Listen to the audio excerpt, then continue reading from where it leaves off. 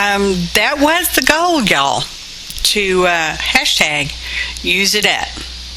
And this is 4th Art Saturday. Hey y'all, APG Jamie here. And today we're going to try to use up our acrylic washes.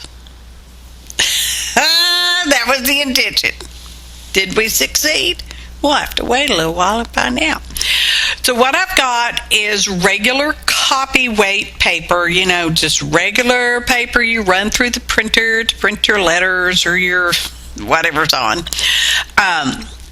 And acrylic craft paint of various brands, various colors. Oh, and graphite powder and some body powder, because why not? It was with my mono printing stuff, okay?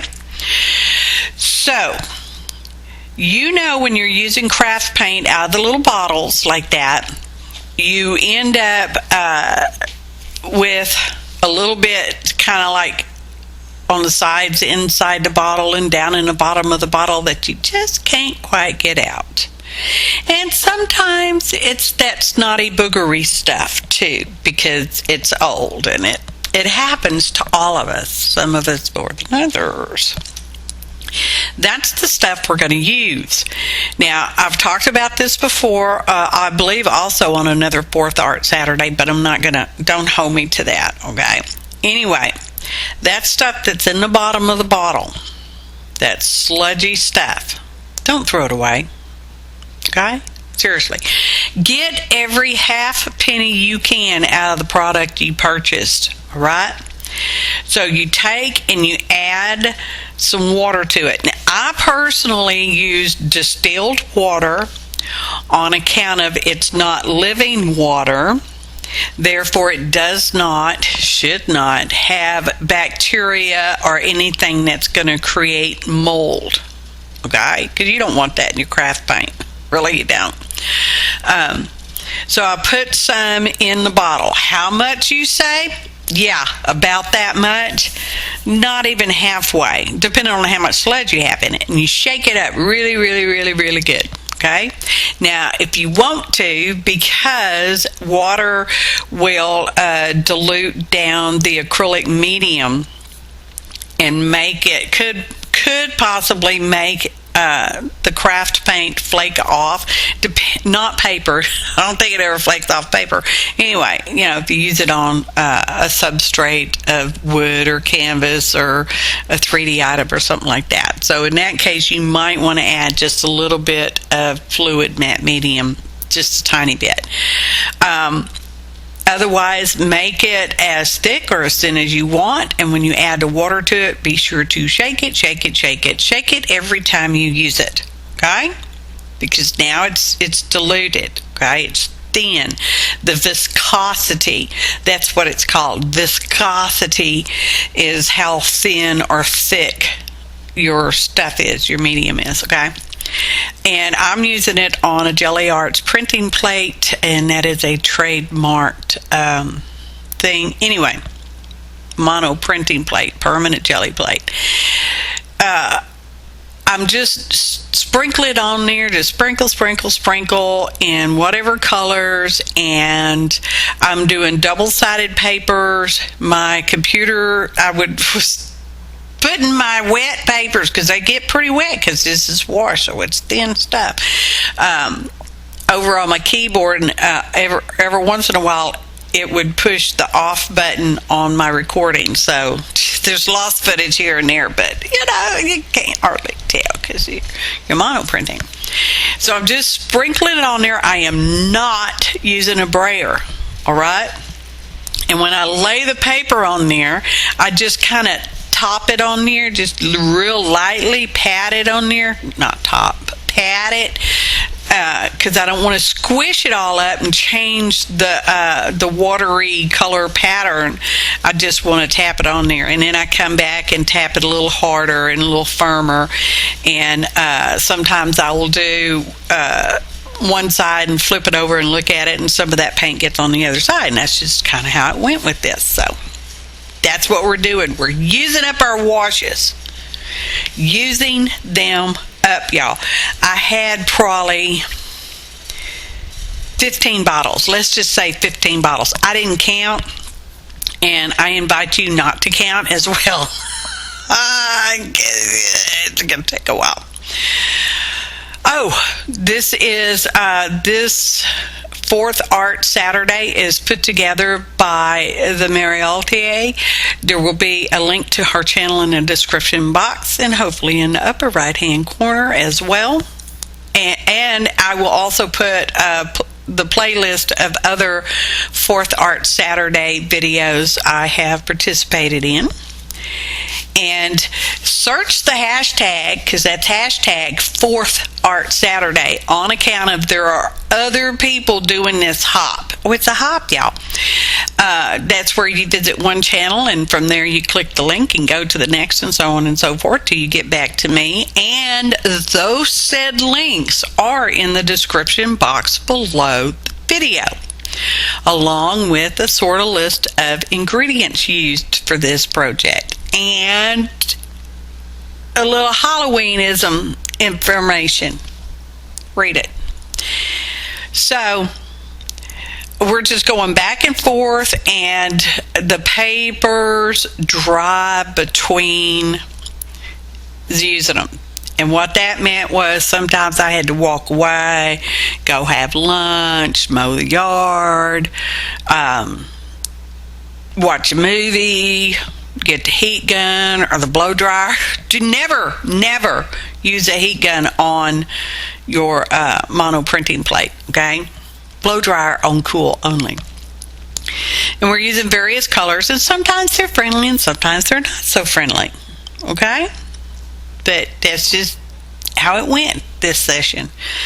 And I am very happy to say I used 4 bottles of washes. Got rid of them, tossed them, gone, out of here. What happened to the other bottles of washes? They went back in a plastic bag, hanging up over there for whenever I decide I'm going to use them on something else. I don't know. I'm pretty happy with the prints. Okay, most of them did not photograph very well at all. But you know, sometimes really nice stuff doesn't photograph well, and sometimes uggo stuff photographs really well. Anyway,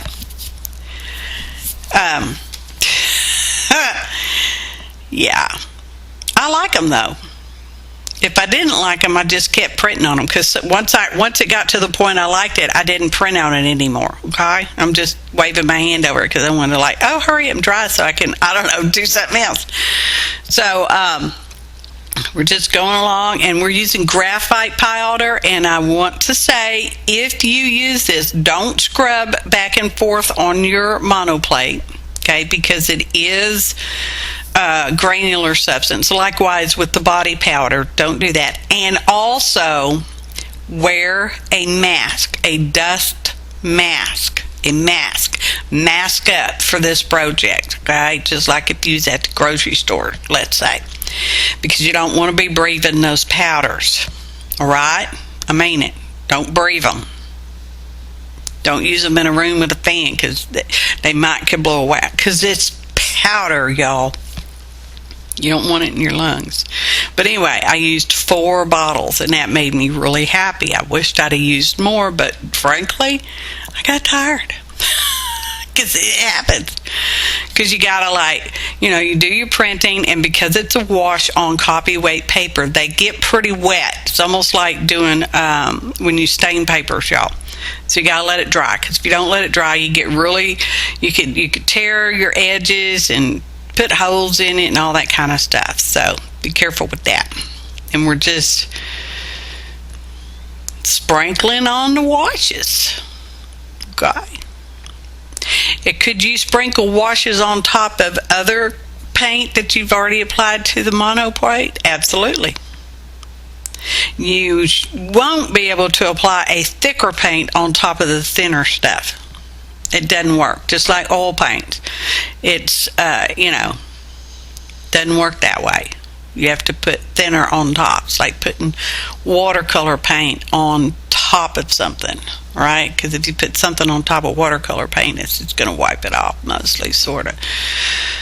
Anyways, going along, I will show you a sort of small, quick, it wasn't quick, it was not quick, a project of what I do with what I decided was one of my favorite pulls, okay? Oh, I'm putting fluid matte medium on each page and setting it aside to dry, you know, thin coat of matte medium, just because it is copy-weight paper and it will help. I don't know, in my head, I wanted to deepen the colors. Anyway, I don't know. But I did both sides. You know, you let one side dry and then you do the next side and so on and so forth. And this is a flip through of each page. Okay, like I said, some, but you know, they all look good in specific ratios, all right? Oh, I like them all, or I would have just kept printing on them. See, that one's not even, it still has white space on them.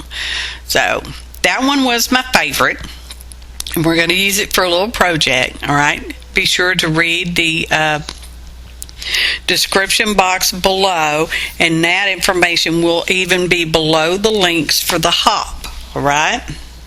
Okay, not everybody's doing this. It's just something I'm doing on part, because it's October, y'all. It's my Halloweenisms month, okay? Just saying.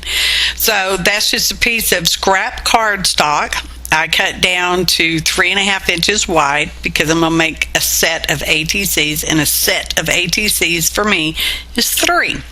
Okay, so we put tacky glue on there, and we smooshed it all out, and we're smooshing that. And I want you to notice that paper did shrink, because that's kind of the nature of paper. It will shrink, even copy paper, to a certain degree if it gets wet enough, and it did get wet enough, take my word for it. So be aware of that. Now, I've got these stamps, and I'm just using one of the cat stamps. And did I even put that in the ingredients? I don't know. Anyway, hickin', y'all, because I'm using embossing powder on, and I just used, all 3 of them are essentially the same, okay? And we're going to fussy cut them out. That little pair of scissors I picked up somewhere because I thought, oh, that'd be really good for fussy cutting. No. They are horrible. They cut okay, but they're really stiff, and my thumb and finger fit in there really tight, and I just thought they were horrible, so I got rid of them. Well, I tossed them aside and used my other scissors. Now, some parts of the cat needed to be cut with the craft knife, so that's what I'm doing. And I was really careful. I know it looks really scary, and some of you are like, oh, this is scary, Halloweenism. Whoa. Anyway, so now we got out some artezas. Thanks, Vaughn. And we're going to color up on these with these markers. Now, these markers do not do that well on cardstock, because this is cardstock now, y'all. We're working on cardstock now. So just try to remember that. You can brush over the cardstock one time, and then after that it kind of starts getting a little fuzzy. Anyway, we're just picking colors, and we're coloring our cat. The other 2 cats that I stamped with the embossing powder like that, I just used gray cardstock straight from the get-go. Anyways, so we are going to stamp some other things, a little pumpkin, you know, like a little bucket you get candies in when you go trick-or-treating, and a witch's hat and a bow tie, because that's what I liked. Okay? So we're going to stamp those out with just plain black archival onto cardstock again. And yeah, we're going to color them with the markers, and then we're going to fussy cut them. Did I mention how small these things were? Yeah, they pretty. That bow tie is not much bigger than my, well, it's about the size of my thumbnail, I reckon. And I cut the handle off the little pumpkin bucket. Likewise, I cut the whiskers off the cat, because I'm going to use thread. Okay, there's the paper. And there's the artist trading cards. There's a 1, there's a 2, there's a 3. Be sure to read the ingredients below for more important information. Photo montage. And be sure, I know lots of be sure's, to follow the links in the description box. And if you're not already subscribed to those people and you like them, subscribe. Oh, maybe you could win, random commenter. And check out my other fellow artists in the hops and read the ingredient list, the links and information. And I appreciate you. Thanks for watching, and happy artin', y'all. Oh.